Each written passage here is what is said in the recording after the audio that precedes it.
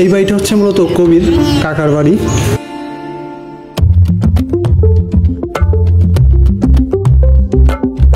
সেই কপোতাক্ষ নদের একদম পাশে দেখতে পাচ্ছেন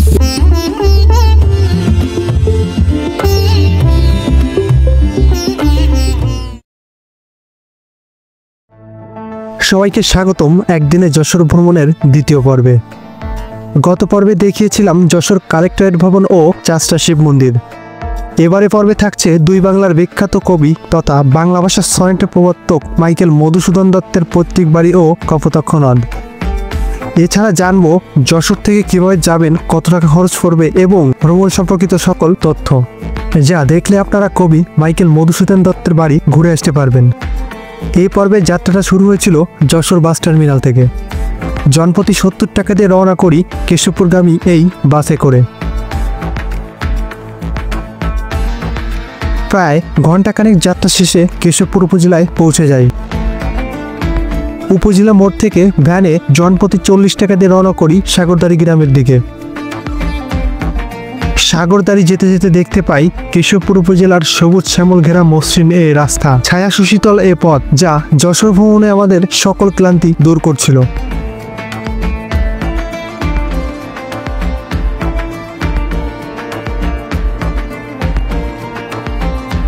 দত্তবাড়ি যাওয়ার পথে হঠাৎ দেখতে পাই একটি প্রাচীন মসজিদ।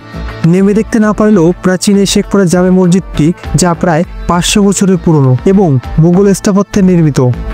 কথিত আছে মাইকেল মধুসূদন দত্ত এখানে ফার্সি ভাষা শিখতেন। কবির স্মৃতি স্মরণে সাগরদাড়ি যেতে এই রাস্তাঘাট আমাদের যেন টেনে নিয়ে যাচ্ছিল। কিছুক্ষণের মধ্যেই আমরা পৌঁছে গেলাম কবির বাড়ির সামনে। ভ্যান থেকে নেমে ভেতরে প্রবেশের জন্য আমরা প্রথমেই টিকিট কিনলাম।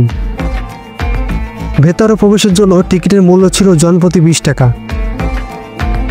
মধুপল্লীতে প্রবেশ করতেই দেখতে পেলাম কবির লেখা সেই বিখ্যাত কবিতা।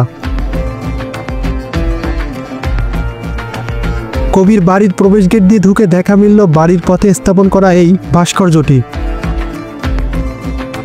এটা ছিল কবির পিতার কাছারি ভবন।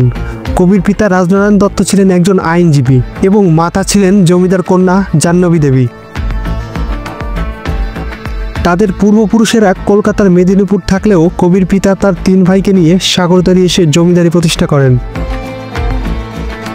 1824 সালের 25 জানুয়ারি কবি মাইকেল মধুসূদন দত্ত এই বাড়িতে জন্মগ্রহণ করেন এবং তার শৈশব এখানেই কাটান।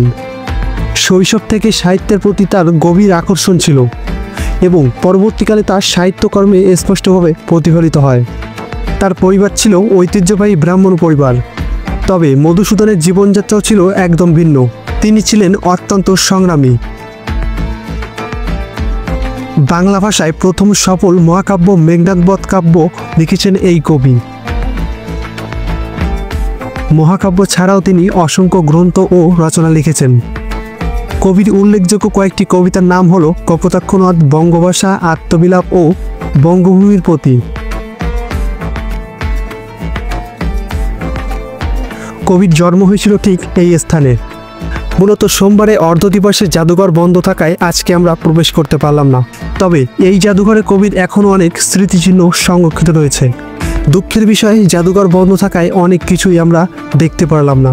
বাড়ির মধ্যে অবস্থিত কয়েকটি ভবন, উঠান, পুকুরঘাট সহ রয়েছে কবির পরিবারের স্মৃতিবিজড়িত বিভিন্ন স্থান। তার মধ্যে উল্লেখযোগ্য কবির কাকার বাড়ি ও পুকুরঘাট, যেখানে কবির শৈশবের মুহূর্তগুলো কেটেছিল। এখানে তার শৈশবের গল্পগুলি, তার প্রাথমিক শিক্ষা জীবন এবং বাংলা সাহিত্যের প্রথম পদচারণা ঘটে। তবে কবির শৈশব কৈশোর ভালো কাটলেও শেষ জীবন মোটেও ভালো কাটেনি। মাতৃভূমি ছেড়ে 1833 সালে কলকাতা চলে যান 13 বছর বয়সে। মেধাবী হওয়ায় কলকাতা হিন্দু কলেজ থেকে দ্রুত ইংরেজি সাহিত্য ও সংস্কৃত ভাষায় পারদর্শিতা অর্জন করেন। 1843 সালে 9 ফেব্রুয়ারি তিনি খ্রিস্টান ধর্মে ধর্মান্তরিত হয় এবং তখন থেকে নামের পূর্বে মাইকেল শব্দটি যুক্ত হয়। মধুসূদন খ্রিস্টান ধর্ম গ্রহণ করলে হিন্দু সমাজে ব্যাপকভাবে আলোড়ন সৃষ্টি হয় এবং তার পিতা রাজনারায়ণ দত্ত তাকে ত্যায্যপুত্র ঘোষণা করেন। পরবর্তীতে কবির পিতা টাকা পাঠানো বন্ধ করলে তার পড়াশোনা কিছুটা বিঘ্নিত হয় এবং সে সময় কবি কঠিন আর্থিক সংকটের মুখে পড়েন। দুঃখ দুর্দশার মধ্য দিয়ে কলেজের পাঠ শেষ হলে কবি মাদ্রাজে চলে যান, তবে মাদ্রাজে যেও বিশেষ কোনো সুবিধা করে উঠতে পারেননি। পরবর্তীতে মধুসূদন দত্ত ইংল্যান্ডে চলে যান এবং সেখানে ইংরেজি সাহিত্য অধ্যয়ন শুরু করেন, কিন্তু সেখানেও তিনি ব্যর্থ হন। পরবর্তী সময়ে মধুসূদনের শেষ জীবনে চরম দুঃখ দারিদ্রতার মধ্য দিয়ে অতিবাহিত হয়। তিনি আইন ব্যবসায়ও তেমন সাফল্য অর্জন করতে পারেননি। 1873 সালের 29 জুন 49 বছর বয়সে কলকাতায় মৃত্যুবরণ করেন এই কবি। মহাকবি তার জীবনের অন্তিম পর্যায়েও জন্মভূমির প্রতি তার গভীর ভালোবাসা রেখে গেছেন। বাড়ি থেকে কিছুটা দূরে কপোতাক্ষ নদের পাড়ে কবির স্মৃতি সংরক্ষণে একটি স্তম্ভ স্থাপন করা হয়েছে, যা পর্যটকদের বিশেষ দৃষ্টি আকর্ষণ করে। কপোতাক্ষ নদ মাইকেল মধুসূদন দত্তের স্মৃতি বিজড়িত একটি ঐতিহাসিক স্থান। মধুসূদন দত্ত কপোতাক্ষ নদের তীরে নিজের জীবনের অনেকটা গুরুত্বপূর্ণ সময় কাটিয়েছিলেন এবং তিনি এই নদীকে তার লেখায় একাধিকবার উল্লেখ করেছেন।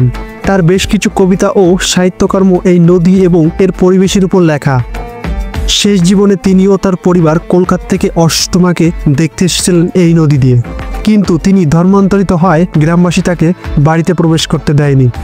তাই তিনি কপোতাক্ষ নদের পাশে কাঠবাদাম গাছের নিচে টানা 14 দিন অবস্থান করেন তাঁবুটা নিয়ে। দীর্ঘ 14 দিন অপেক্ষা করার পর তার মাকে দেখতে না পেয়ে মনক্ষুণ্ণ হয়ে সহপরিবারে কলকাতায় ফিরে যান। মনে কষ্ট নিয়ে কবির এ ফেরা ছিল শেষ ফেরা। কবি আর কখনো ফিরে আসেননি এই সাগরদাড়িতে। আজ তার সবকিছু কালের সাক্ষী হয়ে আছে। যতদিন বাংলা সাহিত্য, বাংলা কাব্য পৃথিবীতে টিকে থাকবে, ততদিন কবির এই অসাধারণ বৈচিত্র্যময় সৃজনশীল ও অমর সৃষ্টি আমাদের মাঝে বেঁচে থাকবে।